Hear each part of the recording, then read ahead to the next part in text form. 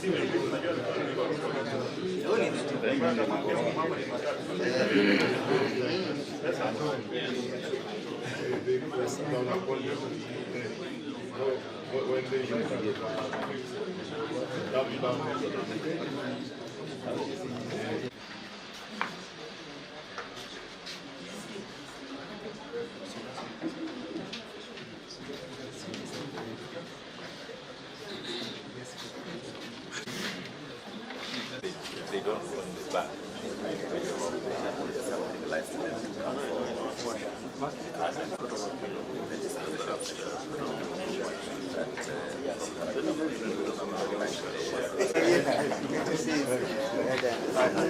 Yes to you.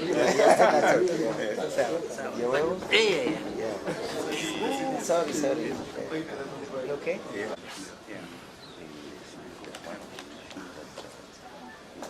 Here with the following colleagues.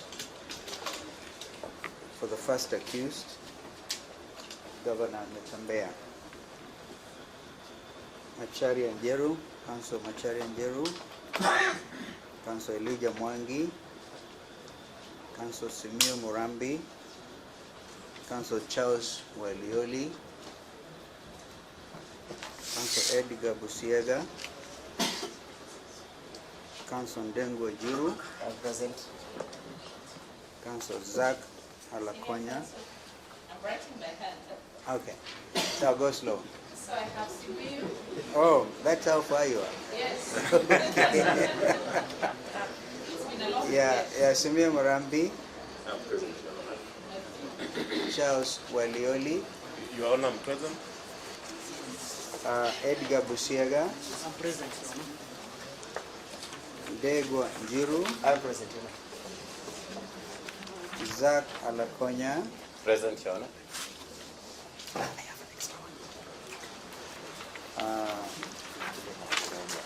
Nakorenya Eric. This must be a Bukusu. I'm present, Your Honor. Ken Echesa, I'm present, Your Honor. I think that is. Good morning, Your Honor. Yes. My name is Owiti. I am present. Sorry, Your Honor, my dear brother Eugene Wamalo. Present, Your Your Honor, my name is Owiti. I am present for the Republic. I hold brief for Mr. Akula, who will join me shortly. Elfas Omba, Miss Kiigi, and Miss Maranga. Present, Your Honor.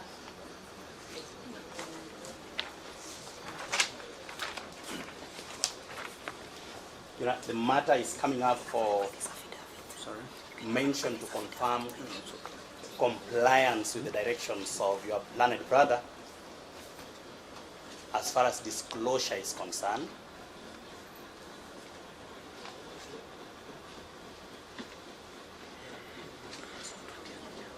Unfortunately, Your Honor, on our part, we have not been able to comply with those orders. And will be seeking for an extension of time within which to comply.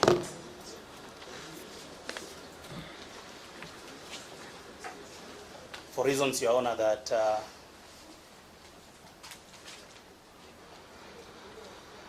most of the documents, the subject of the disclosure, are intended to be obtained from the Trans Nzoia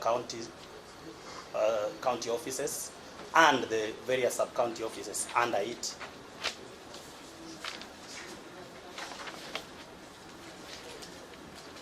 And we have been unable to obtain those documents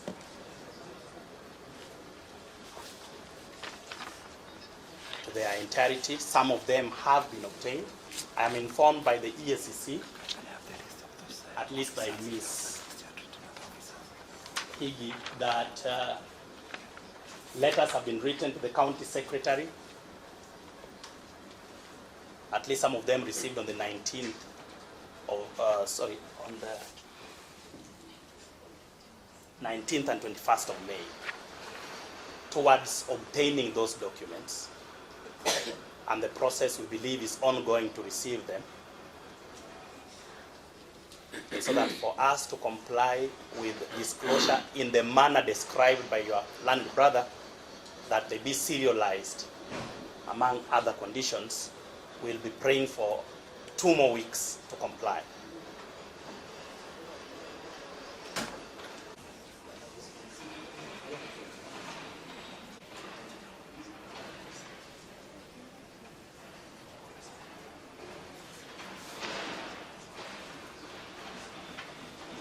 What are you doing? This is our country, Kenya. Ruto, you did not kill us. Ruto, you did not kill us. We are not threatened. This is our country, Kenya. Why are they ambushing people like this? This is our country. This is our country, Kenya. This is our country, Kenya. This is our country, Kenya. We have freedom. Freedom of speech. Freedom of doing anything. According to the constitution and the law of Kenya. I am speaking the truth. This is our country. Kenya is our country. We must not be sabotaged. We must not be arrested. We must not. What is happening at Chase? Why? Why? Ruto! Ruto! Don't kill us! Don't kill us! This is our country. This is our country. This is our country.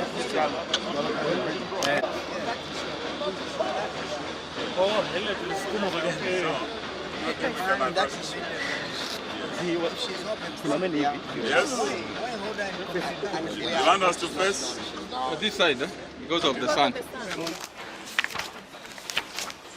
The delay of disclosure of the evidentiary documents and witness statements by the prosecution. The prosecution states that they have not been able to give disclosure on the basis of their case, as they are still in the process of gathering documents from the subject's county and sub-county offices. In the same vein, the prosecution also states that with the information they had gathered, that they had gathered through the investigators, the threshold for the preferring of charges was met. Further, that the decision to charge was well within the ODPP's policy on the same. The application is opposed by counsel for the defendants. They state that the delay caused in the disclosure taken in light of the clamor around the first accused's arrest is a travesty of justice. The defense also protests that the subsequent visits by the investigators to the first accused office and county offices have been done without disclosing to the counsel of such visits. They are apprehensive that the surreptitious visits may be used by the investigators to plant evidence against their client. The court did give thorough directions on disclosure. It is clear that the prosecution has not been able to do so. Although they state that they were given an onerous task on the nature of the disclosure, it is imperative for all parties to ensure that they comply with the court orders as strictly as possible. The rights of the accused and the interest of justice demand it from all the parties. That being said, and even taking into account the decision of the Supreme Court in Hussein Khalid and 2 others versus the AG on the matter of disclosure being continuous, and having reached the decision to charge, it would follow that the prosecution had reviewed a number of documents and witness statements already in their possession. Those documents and statements ought to have been disclosed by now. This is regardless of their liberty to give such further disclosure as and when it may come into their possession as the matter goes on. I therefore direct the prosecution to comply with the orders of disclosure as were made by these courts on or before the 16th of July, on or before the 16th of June 2025, when this matter is to be mentioned again for further orders. Both parties have alluded to several other applications which they wish to present before court. I direct that such other applications that will be formally filed and served in any event on or before at least 7 days before the next mentioned date, which is on the 16th of June 2025. Now, this date was fixed in your absence, I know. There was, the second accused was to be presented in court on that day. So perhaps if there are any issues that would make it onerous for you to come to court on that day, I may hear them now and for us to consider whether we move that date. We want to say the following. Some of us came prepared to represent both Governor Natembeya and Rose Njeri, a very young lady doing what every Kenyan should be able to do, have open conversation about the state of governance in our country, and just attempting to have a conversation about Finance Bill 2025. There's nothing criminal about it. She has been apprehended and we don't know where she is. So we must remind the DPP and William Ruto that if you still believe this country is under the rule of law, please produce Rose Njeri with immediate effect and be able to face the consequences of acting against the Constitution. You know, you cannot hold an accused, a suspect for more than 24 hours before producing them in court. This is the basic law of the land. And kama mulienda kule Homa Bay na munasema kwamba you have apologized to agencies. How do you apologize to the agencies and you continue to harass them? So some of these things we are going to be dealing with. We are very clear about it and we will not relent. Kenyans will not surrender. You've just seen one frustrated Kenyan here expressing his complete sense of despondency. We cannot afford it in our country. Maybe my friend Eugene can talk to you about this matter. Yes, thank you very much. I think just to say yesterday was Madaraka Day, and there can be no greater Madaraka for any Kenyan than the Madaraka to be able to participate in decision-making systems of your country, including the budget-making process, including the finance bill that will determine what happens in this country. Rose Njeri is one of the heroes and heroines of this country that we need to celebrate, not to incarcerate, not to harass, because she was facilitating public participation. And in her own very ingenious way, in a very creative way, she had facilitated many Kenyans to interact and to participate in this budget-making process, and particularly noting that 25th of June is coming. Today is third, meaning to the next Revolution Day, the Liberation Day of Gen Z's, 25th of June 2025. The Finance Bill 2025 is coming, and as Kenyans we are allowed to participate in the making of that bill. So we are here to demand, we're a big team of lawyers here. We were ready after the Governor Natembeya case to stand with Rose Njeri. She has been held at Pangani Police Station for several days. We had been told she'll be produced today. As we speak, she's not in any of our courts. Where have they taken her? Why are they holding her? What crime has she committed? These are the questions we want to ask today. Even as William Ruto apologizes to Gen Zs, he must start by releasing and apologizing to Rose Njeri. She has done nothing wrong. From Trans Nzoia, I want to say this. We've seen what has happened today. A prosecution that has no evidence, that is set on a fishing expedition, that did a lot of drama raiding Governor Natembeya's homes in Kitale, in Nairobi, in Rongai. They brought him here and they have no evidence. They are now harassing anyone, whether family, whether politically associated, whether working with Governor Natembeya. We have seen them harassing people here who travel all the way. We are saying this harassment must stop. This harassment, this is pure political harassment, and we demand that it stops. Thank you very much. Well, just add, we declared that June the 25th will be a public holiday to commemorate the singular struggle by the Kenyan Gen Zs, who have actually raised the conscience of the world, not just the region, the world. So for me and all of us in opposition, we are very clear that 25th will be a public holiday. And then the police, why keep Jerry? He could even have given her a police bail. Now you are complicit in this heinous crime against humanity, because she's a human being. She's a Kenyan young lady entitled to all the freedoms under the Constitution. To the people of Tanzania, we are with you. Thank you. Santin. A Kenyan citizen, Kenyan patriot, and I stand here in solidarity to defend our people. I'm not happy with what is happening in the Republic of Kenya, especially with unlawful arrests, victimization, intimidations, harassments that are occurring now and then. This is our country. Let us respect our constitution.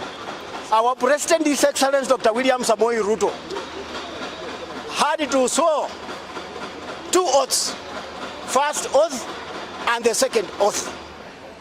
He must be able to protect our Kenyan constitution. He must be able to protect the entire citizens. But what is happening in the Republic of Kenya actually is very horrible.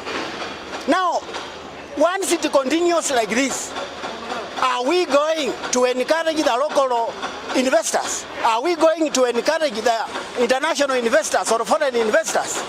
This is very bad. Now, what about to a local mwananchi?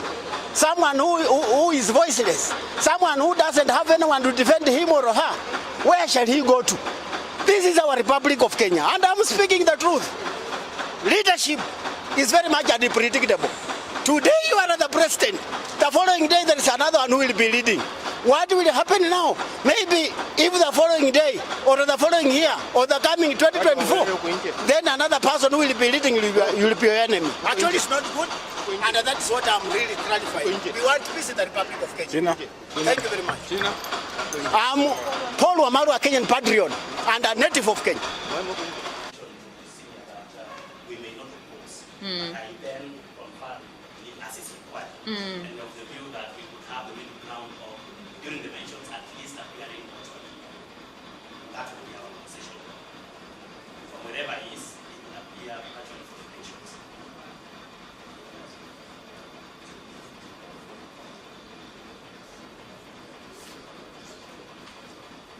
So is that in respect to both accused No. or only the first accused? In respect of the first accused, we are not able to make responses in respect of the second accused. Okay. Because it's yet To take plea. take.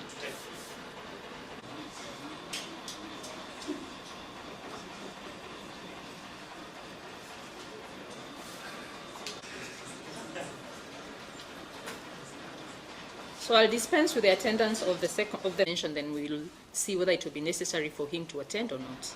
But for now, he does not need to attend on the 16th. Mr. Nyaundi and Mr. Ichesa cannot give directions also for the second accused. He's yet to take plea. So, strictly speaking, not under our jurisdiction yet. What's wrong? What's wrong? What's wrong? What's wrong? What's wrong? No, what's wrong? What's wrong? What's wrong? What's wrong?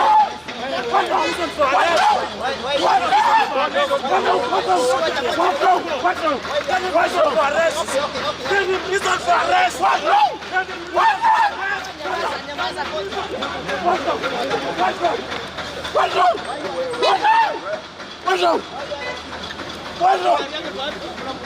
wrong?